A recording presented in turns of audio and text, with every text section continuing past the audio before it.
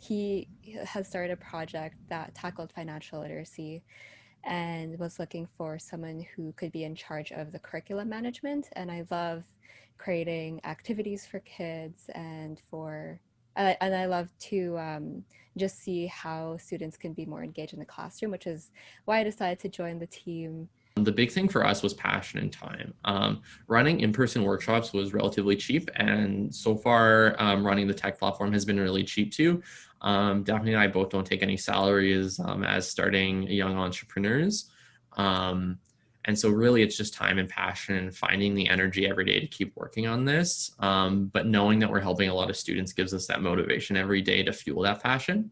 Yeah, as Connor said, having the passion and the motivation, a lot of there are a lot of times when we could look at the data and look at our progress and think that we're not moving fast enough, or there's just a lot of roadblocks in the way that could get us down. But having that passion and the motivation, especially from our team, and to see the progress that they're making, it really pushes us forward.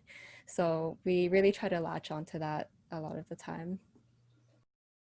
The big Eureka moment for us was when we had our first workshops that were beginning to sell out. And then kind of realizing that there is a demand for these workshops, and then talking to the students in those workshops and realizing the benefits that they got from attending those and seeing that this is making a huge impact in their lives.